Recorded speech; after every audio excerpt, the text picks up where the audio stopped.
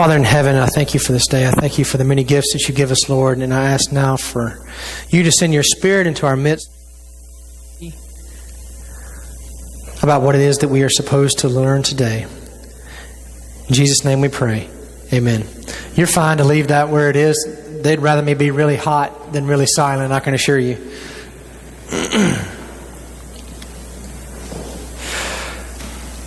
So normally, I begin my sermons with some humor or some brief anecdote or something to kind of break the ice. But because today's sermon is actually more an extension of last week than anything else, I would rather begin today by sort of recapping what we did last week. Last week we spent considerable time in Genesis 1, verses 27 through 31, and we had our eye toward exploring the idea of being made in the image of God and all of the implications that flow from being made in that image. Specifically, we looked at the tasks that were given to humanity, that is, to rule and to have dominion over all of the rest of the created order. We saw this as an extension of God's kingship in the universe itself. We noticed that Genesis goes to great lengths to present God as the king of the universe that formed creation by the very power of his will, and that he made this image-bearing creature to have a similar task in creation itself, to make something from the stuff of creation.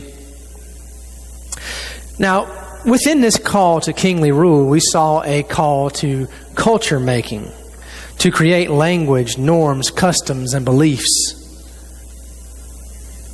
But this was only half of our calling. Even last week, we noted that God called humans to be kings and priests in the world. And we've looked squarely at what it means to be a king in all of God's creation. Today, we're going to look at what it means to be a priest as we see the other side of the coin of our calling in the world. Now, as we begin to walk through Genesis 2 today, I'm going to be showing you some points of connection between this passage in Genesis 2 and several passages in Exodus. Now, I will tell you the things in Exodus. You don't need to worry about that. Just turn to Genesis 2 and follow along with me. What's really going on here is I'm going to show you that there's a relationship between Genesis 2 in the garden and Moses when he built the tabernacle. They are both places of worship. The garden that God built is more than just a garden. It was a temple, a tabernacle, so to speak, a place for his priestly servant Moses to worship him. But however, before we start this journey, I want to say something about this chapter in Genesis at the outset. I have no doubt that most of you have grown up hearing preaching and teaching, and if you took a religion course in college, you heard that Genesis 1 and Genesis 2 are not to be read together, that they are two distinct accounts of creation written by two completely separate authors, and that is how you are supposed to read them. German theologians and scholars in all of their wisdom had identified 5 sources in the Pentateuch.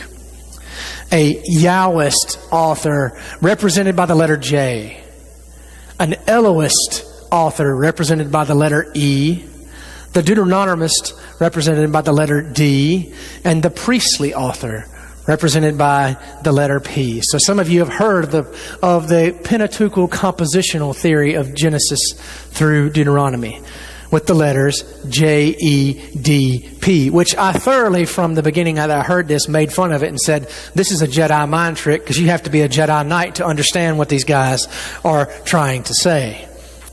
So obviously, I don't ascribe to this said theory. Rather, I think all of the Old Testament has been edited. And it's been edited to do one thing, to tell the story of God's covenant faithfulness to his people. So when you've had the whole body of literature edited by someone, I think it's the chronicler.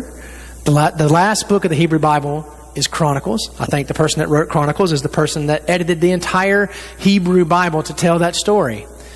And when something has been edited by one person, you can no longer trace out those sources of theory. So it's an exercise in futility, but it's one that you hear again and again. Guaranteed, if you watch something on the History Channel, somebody will make reference to this. Just remember that person got their PhD from DeVry. Now, what's really going on in Genesis 2 is that Genesis 2 is an explanation of how did the world get in the mess that it is. It's not an explanation of how the world was created, and we know that from a few things. One of which is this introductory formula that you just heard read, where it says, these are the generations of the heavens and the earth when they were created. That's all one word in Hebrew, toledot. That means the generations of, or at the forefront of. And those occur about 12 times in Genesis. Each time a toledot occurs, what the author's trying to say is, okay, what I just said was important. It's kind of like a big giant therefore. It's what I just said is important, but now I'm going to explain to you why it matters. So everything that's going on in Genesis 1 is important, but now the author in Genesis 2 is explaining why it is important. How do we know that? And we also know that he's trying to explain to them the reason the world is the way that he does, because when he stops to describe the world of the garden, he doesn't tell them what kind of trees and bushes and plants are there other than the tree of life and the tree of knowledge of good and evil. He tells them what plants are not there. And how does he do that? By saying, all those bushes that you know about, this is before they were there. So he tells them what's not there. How it was not like. He's trying to explain to them how the world got to be into the mess that it is. So when you come to Genesis 2, it's really a big block that includes Genesis 2, Genesis 3, and Genesis 4. It's an explanation of why you and I aren't living naked in a pristine garden. This is what it is. This is what it's trying to teach us. So as we keep that in mind, we can set aside some of these things that seem to rise up in scholarship and focus on really what God is really trying to show us there. And that's what happened to his good creation when the first priest that he made went awry. So with that little aside complete, we can get on with learning to see what the garden for what it was, a house of worship. It was the first house of worship. But in order to understand this, we're going to jump ahead to that next house of worship, that tabernacle that Moses built. When Moses is given instructions about the tabernacle, they are extremely detailed. Extremely detailed. Down to what kind of string he's supposed to use, what color it's got to be, what it's going to be made of, how it's got to be laid over each other. And the reason being for its importance is that God says, you're making an absolute copy of the tabernacle that exists in heaven. And within that instructions, there are further instructions about the materials that are being used to make the objects used to worship Yahweh in this tabernacle. And if you were to go into Exodus, you would find Moses is told to get gold, bdellium, and onyx stones. These are the things that will go into making the linen ephod that the priest will wear. And these are the metals that will be used to fashion the actual vessels used for worship. And when you back up into Genesis 2, you see some verses that at first don't make sense. Why do we have all this information about these rivers and the direction that they're flowing out from Eden, right? Watering the rest of creation. But if you look closely, what do you find? Gold, bdellium, and onyx stones. The very things that were used to create the tools that required you to worship God in the tabernacle. This is not by accident. And the very shape of the story itself is not by accident. Because when you go again to that big picture we talked about in Revelation 21 and 22, you see that when the city of God comes down, there's a river that flows out of that garden at the center of that city and waters all of creation. There is an idea here. There is no picture to be lost. This is nothing less than a tabernacle. And our passage also begins with this strange story of God coming to rest and creating the seventh day and blessing it. And he rests not because he's tired, but because his work is complete. And this particular construct, the way this is written in Hebrew, is extremely rare. It shows up in one other place. Anybody want to guess? It shows up in Exodus when Moses finishes all the work of completing the temple. It is said that Moses comes to rest. He takes Sabbath because the work is complete. Now, I know that if all I had to go on were those two little comparisons, those stones and Moses' rest, you would say, Donnie, I think you're really grasping at straws this morning. There's nothing going on there. You're reading into this, not reading out of it. But with the task given to Adam in the garden as the first former priest, we have clear indication that God was making him just that, a priest to serve him in creation. You see, the text says that God made Adam from the Adamah. That's what it says in Hebrew. This is my Adam I've made from the Adamah. This is the dirt man that I made from the dirt. In the Latin, this is the human from the humus. The point being that God came down out of heaven, fashioned from the dirt of the ground, a man. And then he tasks that man to do what? To work that soil. And at first glance, it simply seems that God is taking this dirt man, this mud man, and telling him, turn around and work in the mud. Turn around and dig in the dirt yourself to be a farmer. But there's actually much more going on. The first word used here for Adam's task, God takes Adam, causes him to come to rest. Actually, the same word to Sabbath. He takes Adam and forces him to come to Sabbath in the garden. And then gives him a task to do, to till and to keep that garden. There's two words there. To till and to keep. That first one, till, comes from the Hebrew word avad. And then usually when it's used to describe dirt, it means just that, to farm it, to till it, to work it. However, it is also a word that is used to render service, which is why you find that word used so frequently in passages that point to the work of priests in the tabernacle. Exodus 38:21, Numbers 3:10, Numbers 18:6, and 1 Chronicles 24:3 and verse 19 all use the word avad to describe the work that priests do in the temple or tabernacle. And the second word strengthens this even further. That is the word shamar. And it carries the idea of protecting something. In fact, these two words, avad and shamar, they're plastered on every cop car that has ever existed in the United States of America. Translated in this way, to protect and serve. That's what's going on here. That's the picture that's being painted with these two words, to protect and to serve. And this idea, this word shamar, is so precise in its meaning that it actually carries this idea of observing covenant stipulations. So it's the word that's used to describe the priest's work when they're in the temple, doing those very things that if they do incorrectly, they die. It's that level of covenant observation. So again, you have both these words that are used all the time to describe the work of priests. Now, just the presence of either one of these words would be enough for the astute and alert reader to realize, okay, something's being said here about this work being given to Adam. This is more than just farming. This is more than just turning dirt upside down. But the use of the two words together makes it 100% clear, because these two verbs are used together only 3 times in the entire Hebrew Bible. 3 times. The 2 other times are in Numbers 3 verses 7 and 8 and in Numbers 18 verse 7. Both of which are instances of priestly work being done in the tabernacle. And dare I say, right here, it's being used the same way of Adam. You have priestly work being done in a garden sanctuary. Adam's work was worship. Adam's work was worship. He was a priest in the first regard. He was standing between God and man. He brought all of the praise of creation that can't talk and set it before God. And then he stood before all of creation and reflected the glory of God back out to it. He was a mediator, a priest.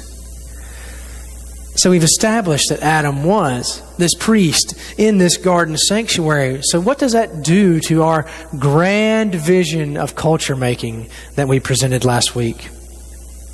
It was easy to paint that picture of making culture when you have words like rule and have dominion. When Adam is told to do those very things.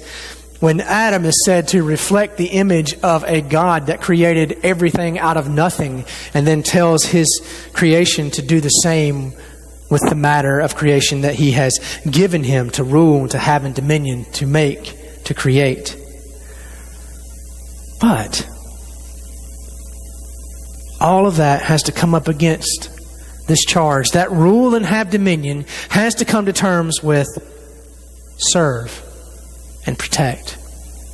Those two things have to learn to not only coexist, but somehow to co-inhere. What does this do to our vision? This is not the picture of a king, but of a farmer priest working a piece of land. Are these contradicting callings? No, not at all, friends. What we have here is a movement from the grand picture, that macro picture of God's call to make culture, down to a micro vision of what it looks like when just one person has one task for the glory of God. So we turn our attention now to this man, this Adam, a creature of the dirt that God has made. And God made him a farmer. You and I are all well fed this morning, and we'll all be well fed again in 2 hours. But how many of you got up this morning and thought of the farmer? We don't think much of farmers. We don't think much of farming. Most, if not all of us, would do all that we could to dissuade our children if they came in and said, "Mom, Dad, I think I want to be a farmer." We would tell them, "Well, son, daughter, there's no way to make any money in that unless you're a huge agribusiness. There's no way you'll ever make a living, and there's no way you'll ever be anything. No way you'll ever have the respect of your peers.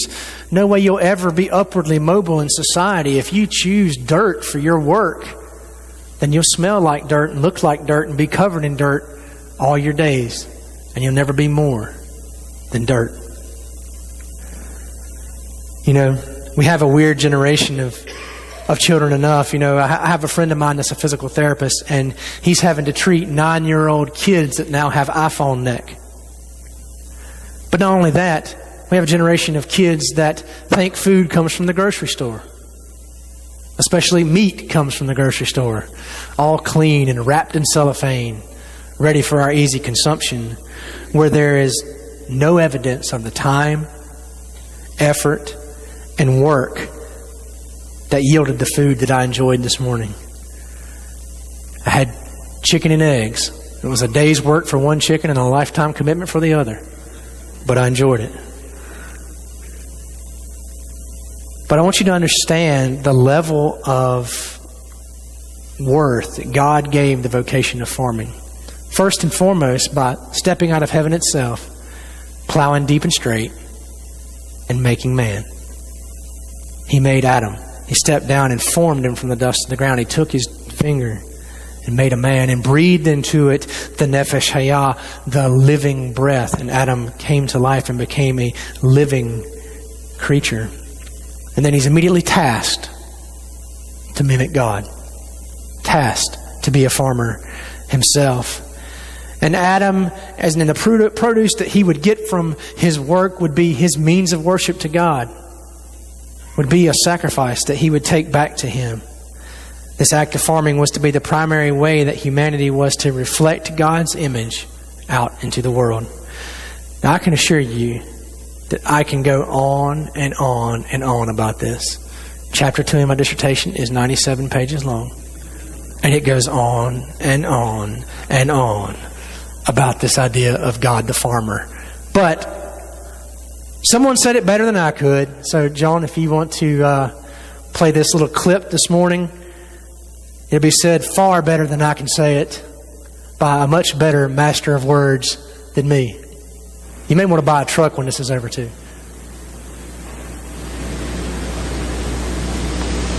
And on the 8th day,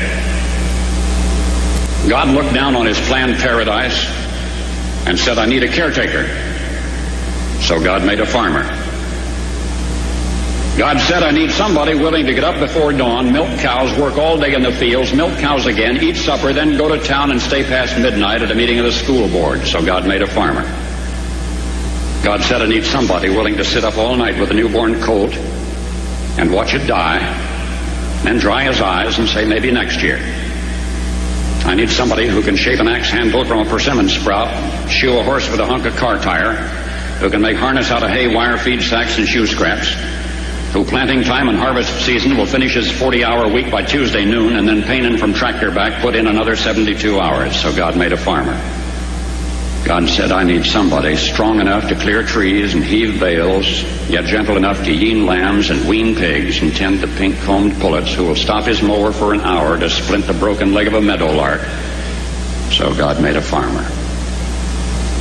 It had to be somebody who'd plow deep and straight and not cut corners, somebody to seed, weed, feed, breed, and rake and disc and plow and plant and tie the fleece and strain the milk, somebody who'd bale a family together with the soft, strong bonds of sharing, who would laugh and then sigh and then reply with smiling eyes when his son says that he wants to spend his life doing what Dad does.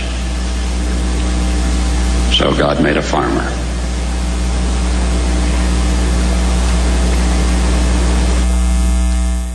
Yes, God made a farmer.